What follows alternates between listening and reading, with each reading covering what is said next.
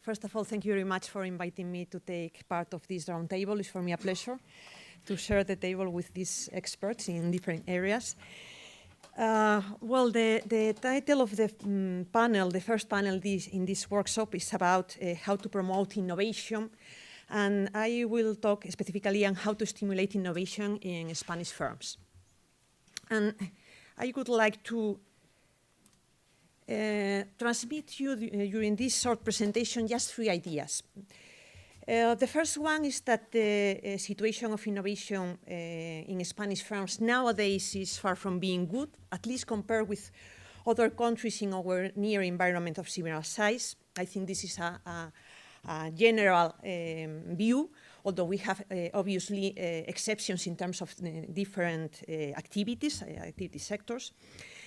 The second idea that I would like to transmit you is that giving money to firms is not to develop their R&D projects is not the only way to stimulate or to promote innovation activities in firms. There are other factors that condition firms' innovation, and if we think in a comprehensive view of innovation policy, we would like to analyze these elements to evaluate the strengths and the weaknesses that we have in Spain regarding these factors.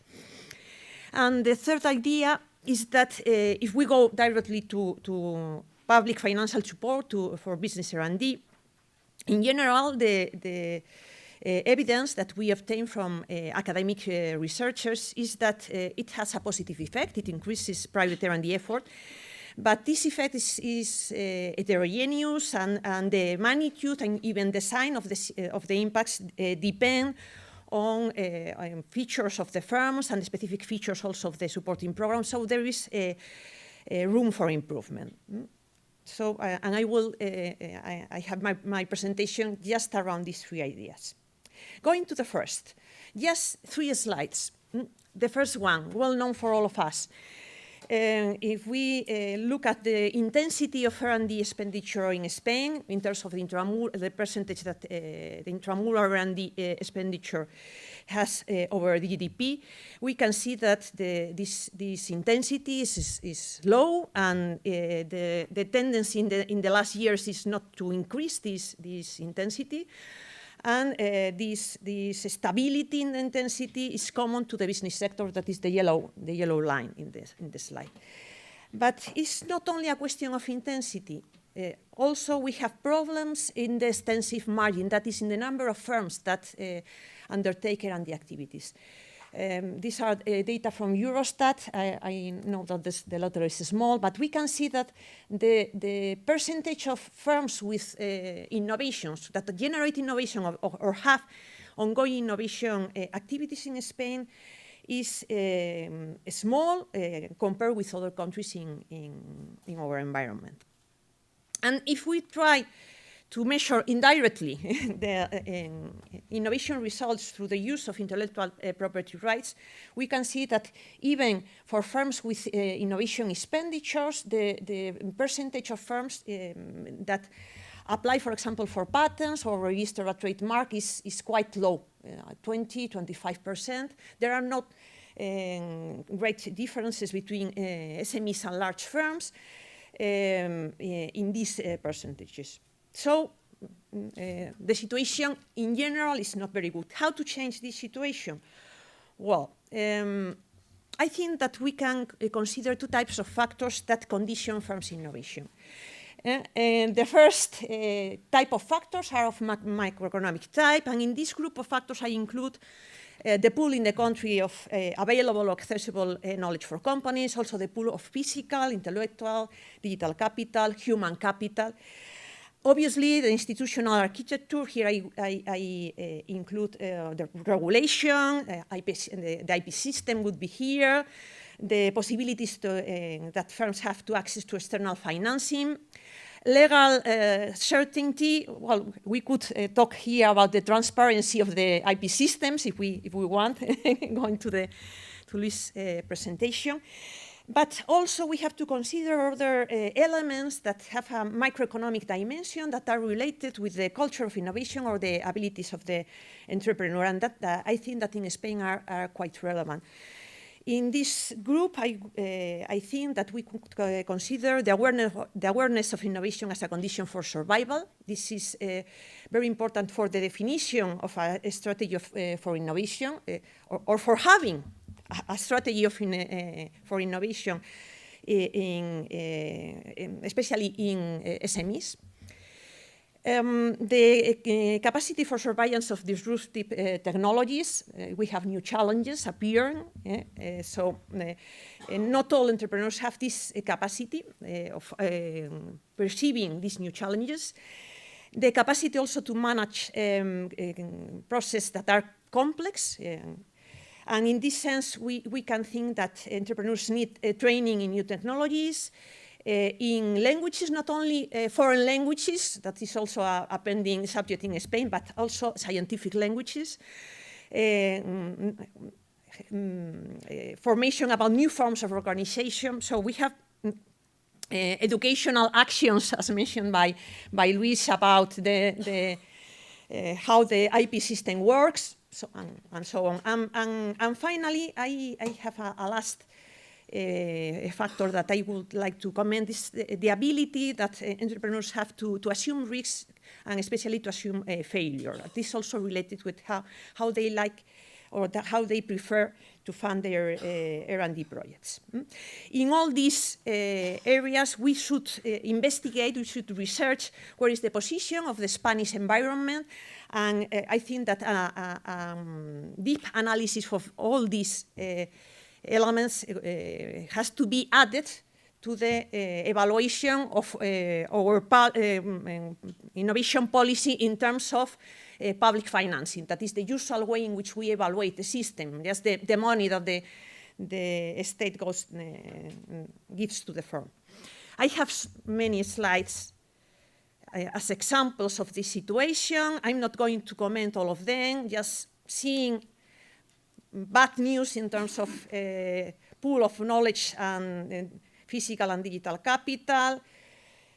Good news in terms of, for example, of the percentage of tertiary graduates in natural science, engineering, and ICTs, but we have other indicators that we could use to analyze what is the position of the Spanish environment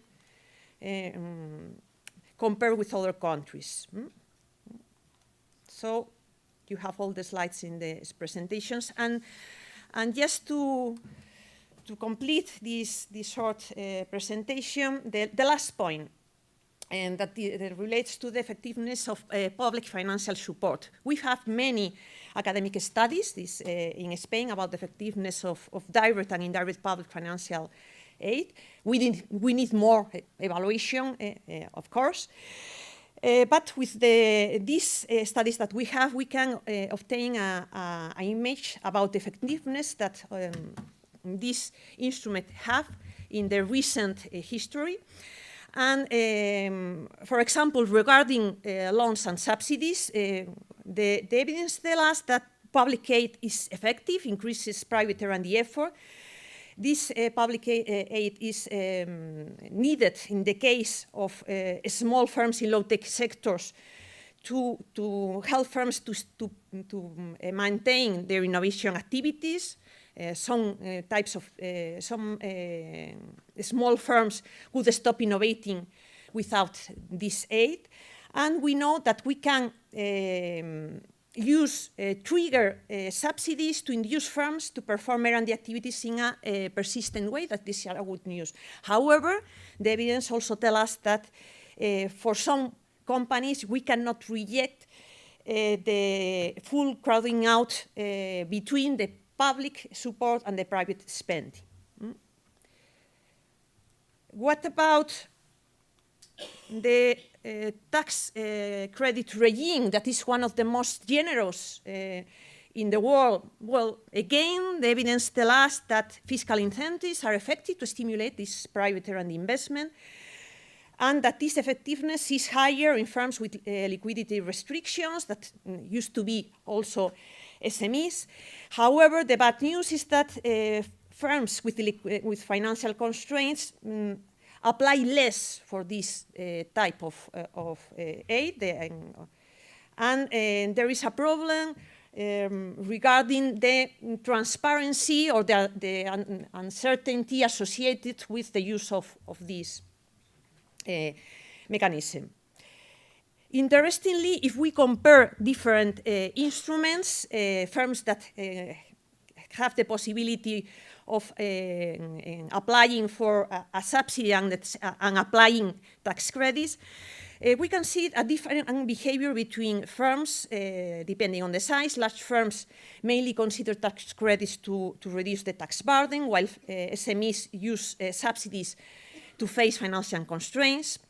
If we want to help firms to start performing R&D activities, the evidence suggests that we should use subsidies better than tax credits. And in the case of firms that have at the same time the support from subsidies and loans with different programs, the evidence suggests that these two instruments reinforce each other when they are only awarded to SMEs, but for large firms, again, we cannot rule out the system of a crowding out effect. So there is room for improvement.